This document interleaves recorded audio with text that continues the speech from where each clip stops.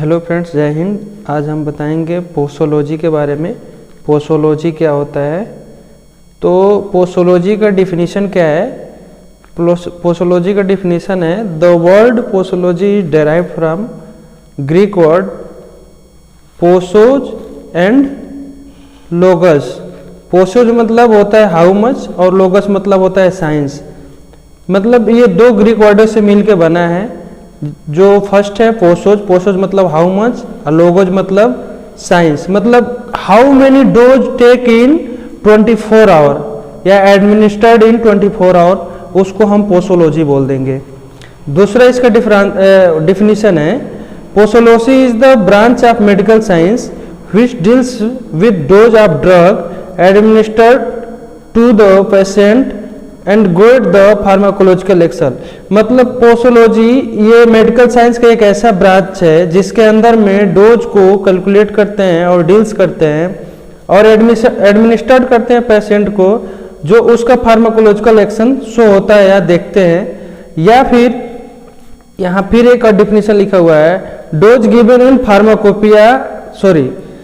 एक और डिफिनीशन है कि पोसोलॉजी डेराइव्ड फ्रॉम ग्रीक है। Posology is the medical sciences in which deals with the dose calculation administered in 24 hour. मतलब 24 our में कितना डोज हम उसको एडमिनिस्टर्ड कर रहे हैं, दे रहे हैं, वो उसे हम पोसोलॉजी कहते हैं।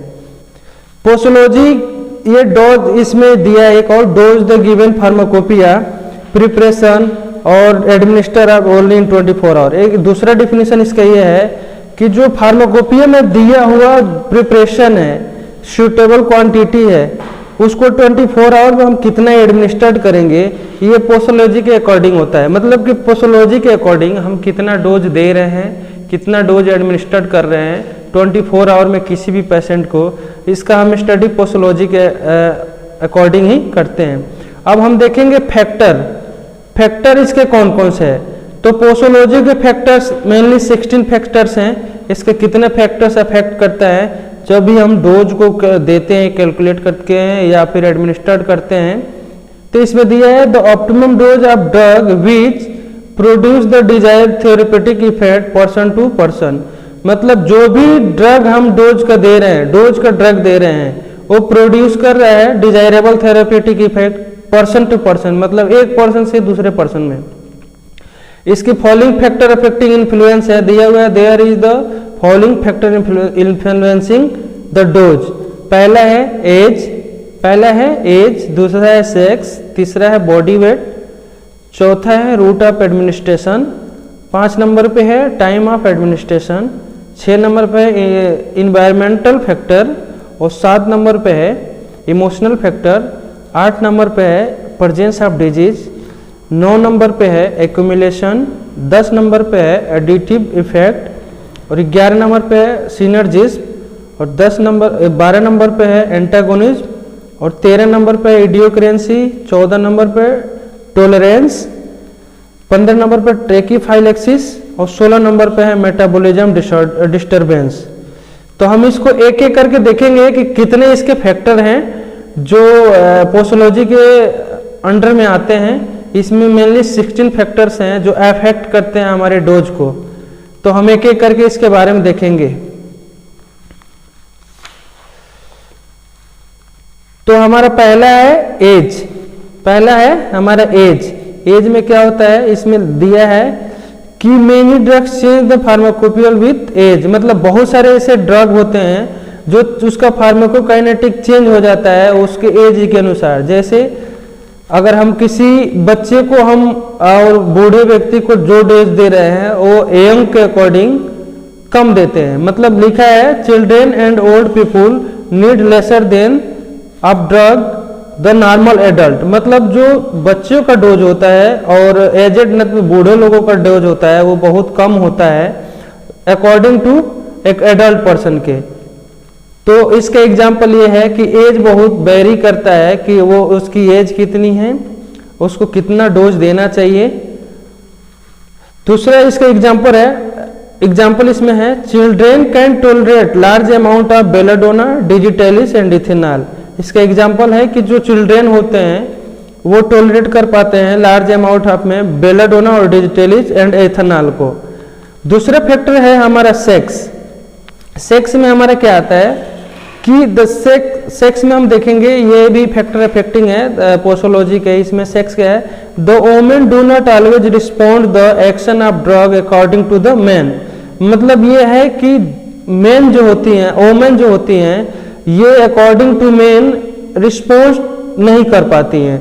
जैसे एग्जाम्पल इसमें है morphine and barbiturate produce the excitement before the sedation.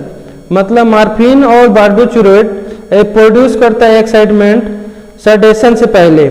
मतलब उससे पहले हम जो भी बार्बिचुरेट या मॉर्फिन खा रहे हैं एक्साइटमेंट प्रोड्यूस करेगा। सडेशन से पहले हमें कोई भी ये बार्बिचुरेट या मॉर्फिन लेंगे तो एक्साइटमेंट होगा, फिर बाद में सडेशन होगा। इसमें एग्जाम्पल दिया है during menstruation avoid the aloes because these are strong purgative. मतलब अगर मेंस्ट्रुएशन के दौरान हमें एलोज जो है उसको क्या करना है, अवॉइड करना है, क्योंकि ये स्ट्रॉन्ग परगेटिव होता है। अब दूसरा इसमें है drug stimulate the smooth muscle. कई सारे ऐसे मेडिसिन होते हैं जो स्मूथ मसल को अफेक्ट करते हैं। उसमें जैसे एक है एंटी मलेरियल ड्रग एल्कोलाइड्स, और ये क्या लिखा है कंट्राइंडिकेट द प्रेगनेंसी। मतलब जो एंटी मलेरियल ड्रग होता है, एल्कोलाइड ड्रग होते हैं और एंटी मलेरियल ड्रग एक कंट्राइंडिकेशन करते हैं ड्यूरिंग द प्रेगनेंसी, क्योंकि जो एंटी मलेरियल ड्रग होते हैं वो स्मूथ मसल को इफेक्ट करते हैं। और इसमें फिर एक एग्जांपल है drug cross the placenta. Alcohol, barbiturate और नारकोटिक और नॉन नारकोटिक कुछ ऐसे मेडिसिन होते हैं जो प्लेसेंटा को क्रॉस कर जाते हैं। अब इसमें तीसरा फैक्टर है बॉडी वेट। बॉडी वेट में क्या होता है, ये भी एक पोसोलॉजी का फैक्टर अफेक्टिंग पार्ट है। जो the dose of drug are depend upon the weight. मतलब कोई भी डोज हम दे रहे हैं वो बॉडी वेट पे डिपेंड करता है। ये single dose for the adult weighing between 50 to 100 kg। मतलब जो हम सिंगल डोज दे रहे हैं वो 50 से 100 kg में दे रहे हैं वेइंग करके।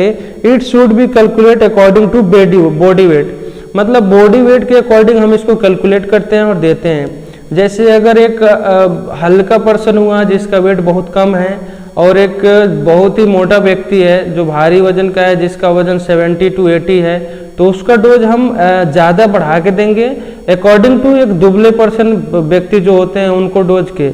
क्योंकि जो मोटे व्यक्ति हैं वो टॉलरेट कर जाएंगे, लेकिन जो अगर हल्के व्यक्ति या दुबले व्यक्ति को हम उतना डोज बढ़ा के देंगे तो उनको टॉलरेट नहीं कर पाएंगे। अब इसमें चौथा नंबर है रूट ऑफ एडमिनिस्ट्रेशन। मतलब रूट ऑफ एडमिनिस्ट्रेशन में कौन कौन से रूट ऑफ एडमिनिस्ट्रेशन होना चाहिए, दवा देने के कौन कौन से रूट होना चाहिए। पहला है intravenous dose of drug are smaller than oral dose because these are enter the blood stream. मतलब जो इंट्रावेनस ड्रग होता है वो स्मॉल डोज देते हैं अकॉर्डिंग टू ओरल, क्योंकि ओरल जो होते हैं हम उसको लार्ज अमाउंट में डोज देंगे, जबकि इंट्रावेनस होगा उसको कम लेसर अमाउंट में हम उसको डोज देते हैं। क्योंकि जो इंट्रावेनस ड्रग होता है वो सीधे ब्लड स्ट्रीम में डायरेक्टली जाता है, इसलिए हम इसको कभी भी कोई भी इंट्रावेनस ड्रग हम स्मॉल अमाउंट में देते हैं। अब हमारा 5 नंबर फैक्टर है time of administration. Time of administration में क्या है, the presence of food in stomach delay the absorption of drug. मतलब टाइम ऑफ एडमिनिस्ट्रेशन में कि कब हम कितने टाइम में कौन सा दवा एडमिनिस्टर कर रहे हैं, ये भी एक तरह से फैक्टर अफेक्टिंग करता है कि हमें कब खाली पेट दवा लेना चाहिए, खाना खाने के बाद लेना चाहिए। तो ये सारे चीज इसमें बता रहे हैं। The presence of food in the stomach delay the absorption of drug. मतलब अगर हम खाना खाए रहते हैं तो जो भी हमारा ड्रग होता है वो अब धीरे धीरे एब्जॉर्ब होता है, जबकि ये drug are rapidly absorb in empty stomach. जबकि अगर हमारा स्टमक खाली होता है तो वो ड्रग जल्दी एब्जॉर्ब हो जाता है। एग्जाम्पल में iron, cod liver oil always given after meal because it cause irritation. मतलब आयरन देते हैं या कोड लिवर ऑयल, ये कभी भी हम खाना खाने के बाद ही देते हैं, क्योंकि यह अगर खाना खाने के पहले देंगे, खाली पेट देंगे तो इरिटेशन करेगा, इसलिए हम इसको खाना खाने के बाद ही देंगे। नेक्स्ट है हमारा इन्वायरमेंटल फैक्टर। इन्वायरमेंटल फैक्टर ये डिपेंड करता है इन्वायरमेंट पे कि हमारा इन्वायरमेंट कैसा है। जैसे अभी यहाँ दिया हुआ है, day light is the stimulate enhancing the effect of stimulate drug administering effort the hypnotics. मतलब कुछ ऐसे दवाइयाँ होती हैं जिसको दिन में देने से उसका इफेक्ट कम होता है, जबकि उसको हम रात में देते हैं तो उसके इफेक्ट को बढ़ जाता है। जैसे hypnotics are effecting in the night, मतलब कोई भी हिप्नोटिक ड्रग दे रहे हैं तो नाइट में ज़्यादा इफेक्टिव होता है अकॉर्डिंग टू डे। और दूसरा इसमें एग्जांपल है barbiturate produce sleep during the time much higher than the dose of produce the night. मतलब बार्बिचुरेट अगर हम सोने के दौरान दे रहे हैं तो ज़्यादा ही इफेक्टिव होता है। और बार्बिचुरेट प्रोड्यूस करता है, मतलब स्लीपिंग प्रोड्यूस करता है, और अगर हम उसको सोने के टाइम दे रहे हैं तो ज़्यादा से ज़्यादा उसका डोज देने का कोई ज़रूरत नहीं पड़ता है। अगला एग्जांपल है alcohol is the better tolerate in the cold environment than the summer. मतलब ये टॉलरेट कर लेता है एल्कोहल। अगर हम गर्मी में कोई भी एल्कोहल दे रहे हैं तो कम टॉलरेट होगा, जबकि अगर हम ठंडी में उसको देंगे तो वो ज़्यादा ही टॉलरेट कर पाएगा। जैसे एग्जांपल है कि alcohol is the better tolerate in the cold environment than the summer. गर्मी के अकॉर्डिंग ठंडी में जो एल्कोहल होता है ज़्यादा टॉलरेट कर पाते हैं लोग। नेक्स्ट है इमोशनल फैक्टर। इमोशनल फैक्टर में है the personality and behaviour the physically may influence the effect of drug.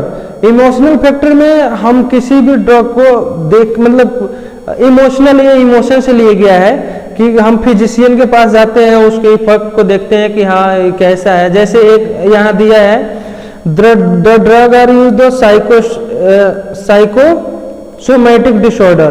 कुछ ऐसे दवाई होते हैं जिनको हम साइकोसोमैटिक में डिसऑर्डर में यूज करते हैं।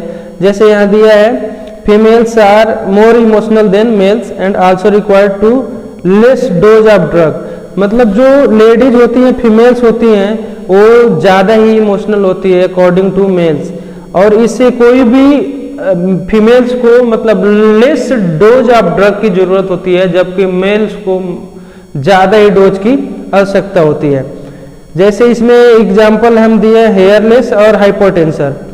हेयर लॉस और हाइपोटेंशन में मतलब ये है कि जैसे इमोशनल फैक्टर में कोई गया डॉक्टर के पास और वो ऑलरेडी क्या है, हेयर लॉस है, उसके पास बाल ही नहीं है, और वो आपको बोल रहा है कि हाँ ये दवा खाइए और आपके बहुत सारे बाल आ जाएंगे और आपके बाल मतलब अच्छे से आ जाएंगे।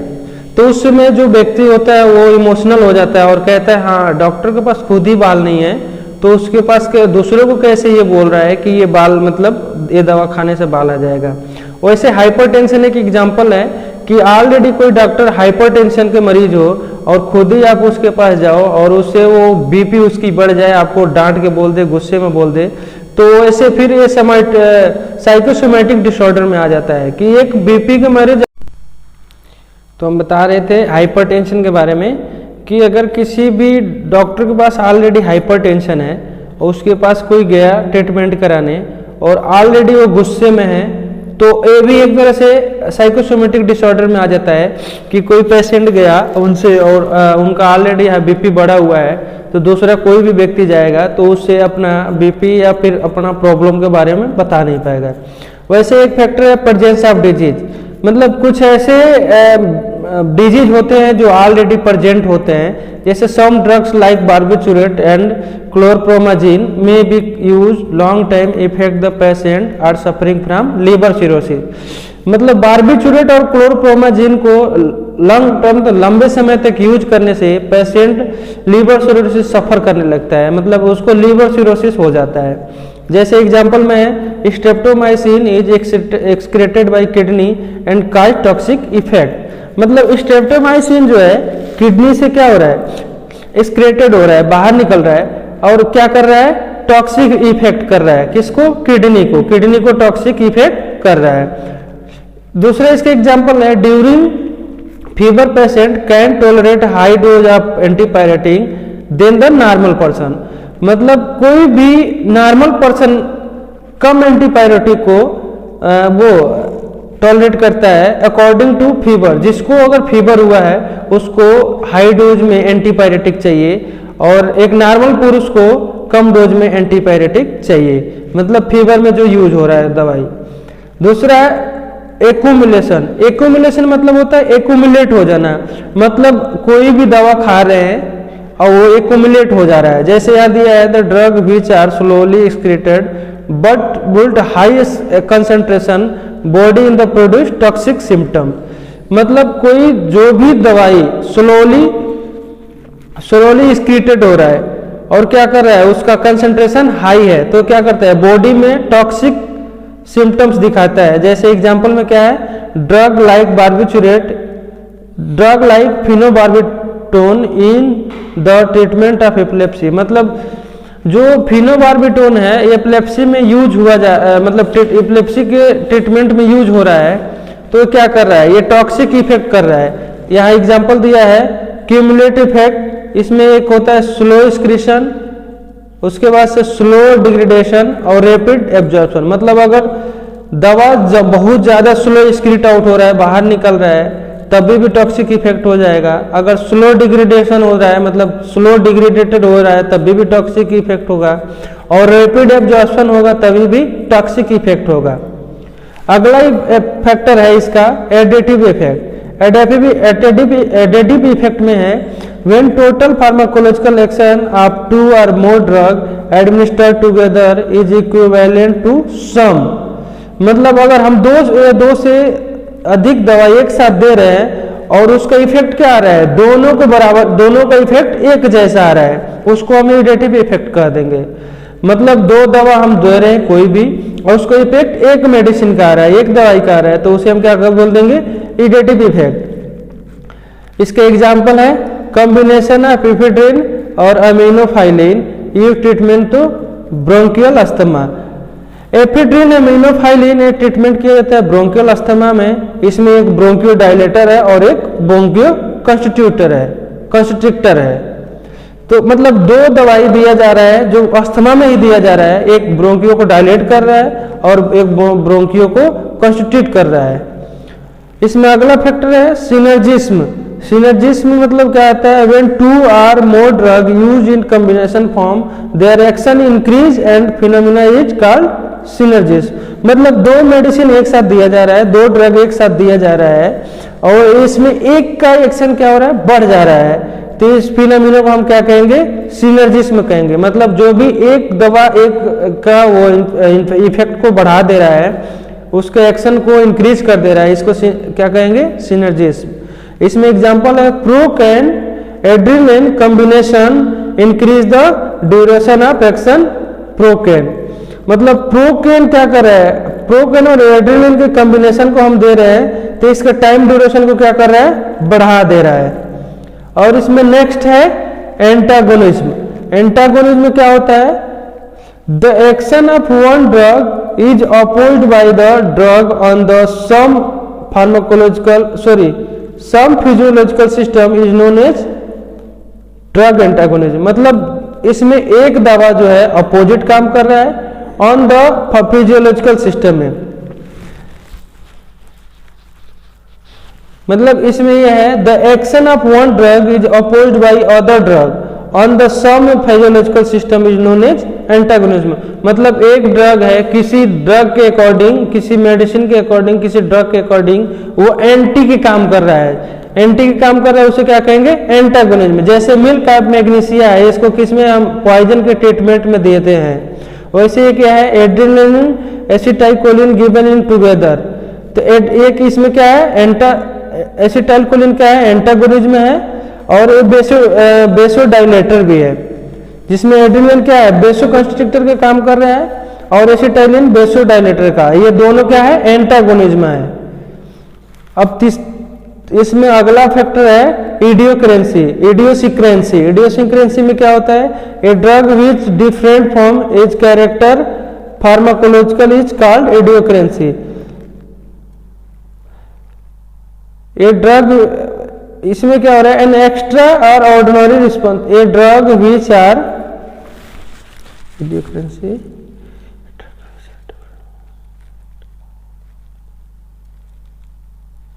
मतलब इडियोकरेंसी क्या है, ये drug which are different from it is characterise pharmacological action called idiosyncrasy. मतलब इसको हम इडियोकरेंसी को किसको एलर्जी के नाम से जान देते हैं। मतलब कोई दवा हम दे रहे हैं और उसको हम देने के बाद से उसका फार्माकोलॉजिकल एक्शन क्या हो रहा है, चेंज हो जा रहा है, तो इसे हम क्या कहेंगे, इडियोकरेंसी कहेंगे। जैसे इडियोकरेंसी को हम एलर्जी के नाम से भी जानते हैं। जैसे अगर एस्प्रिन हम लंबे टाइम तक दे रहे हैं तो ये क्या करेगा, गैस्ट्रिक हेमरेज करेगा।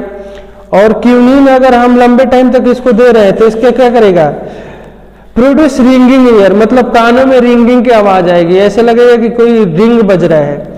और इसमें एक एग्जांपल है पेनिसिलिन और sulphonamide cause the toxic effect. अगर पेनिसिलिन और सल्फोनामाइड को हम दे रहे हैं तो टॉक्सिक इफेक्ट कॉज करता है। नेक्स्ट है टॉलरेंस। टॉलरेंस में क्या है, the large dose of drug is required to initiate the effect of ordinary produced by normal therapeutic dose of drug. मतलब टॉलरेट मतलब हमें कोई भी डोज को रिक्वायर्ड होती है, अगर उसे इफेक्ट को बढ़ाना है तो नॉर्मल डोज के अकॉर्डिंग उसको बढ़ा के देना पड़ेगा, तब जाके उसका थेरेपेटिक इफेक्ट दिखेगा। जैसे स्मोकर, एक एग्जाम्पल मैं दिया हूँ, स्मोकर कैन टॉलरेट निकोटीन। मतलब जो स्मोकर होता है वो लार्ज अमाउंट में निकोटीन को टॉलरेट कर पाएगा, जबकि एक नॉर्मल पुरुष उतना टॉलरेट नहीं कर पाएगा। एक और एग्जांपल है alcoholic can tolerate large quantity of alcohol. मतलब जो एल्कोहलिक पर्सन है वो लार्ज अमाउंट में क्या करेगा, एल्कोहल को टॉलरेट कर लेगा, जबकि नॉर्मल व्यक्ति एल्कोहल को लार्ज अमाउंट में टॉलरेट नहीं कर पाएगा। अब नेक्स्ट है ट्रैकीफाइलेक्सिस। ट्रैकीफाइलेक्सिस क्या होता है, when certain drug are administered repeat the short intervals cell receptor get blocked. मतलब कुछ ऐसे दवाई होते हैं, मेडिसिन होते हैं जिसको एडमिनिस्टर करते हैं और वो क्या करता है, रिसेप्टर को ब्लॉक कर देता है, उसे हम कहते हैं ट्रैकीफाइलेक्सिस। जैसे ephedrine given in repeat dose treatment bronchial asthma produce very less response due to tachyphylaxis. मतलब हम एफिड्रिन को दे रहे हैं रिपीट डोज में, मतलब रिपीट के लिए डोज में दे रहे हैं और ट्रीटमेंट क्या कर रहे हैं, ब्रोंकियल अस्थमा में। ये क्या कर रहा है, वेरी लेस प्रोड्यूस कर रहा है उसका अमाउंट को, और ड्यू टू ट्रैकीफाइलेक्सिस। मतलब एग्जांपल मैं आपको बता दूं, एक अस्थमा का पेशेंट है, वो इनहेलर ले रहा है, कोई भी सल्ब्यूटामॉल या कोई भी इनहेलेशन ले रहा है, इनहेलर कर रहा है, उसको पहले दिन क्या होगा, लेस अमाउंट में डोज चाहिए, मतलब कम अमाउंट में डोज चाहिए। एक बार डोज ले लेगा तो उसको ठीक हो जाएगा, जबकि वो हमेशा उसको डोज को लेता जाएगा तो क्या होगा, रिसेप्टर वहां के ब्लॉक्ड हो जाएंगे, उसको वहां पे डबल डोज लेना पड़ेगा, फिर जाके वो मेडिसिन उसको वर्क करेगी। वही चीज ये बता रहा है कि अगर हम दवाई उसको डेली लेने लगते हैं तो वहां के रिसेप्टर ब्लॉक हो जाते हैं, जिसकी वजह से हमें उससे हाई डोज लेना पड़ता है। अब लास्ट है मेटाबॉलिक डिस्टर्बेंसेस। मेटाबॉलिक डिस्टर्बेंसेस में क्या है, water can change electrolyte balance at is acid base and body temperature in physiological factor.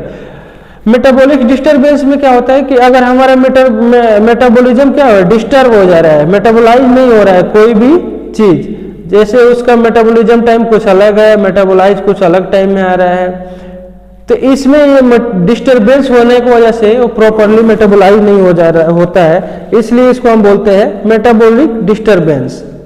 Okay, thanks guys. अगर वीडियो पसंद आए लाइक करें और सब्सक्राइब करें।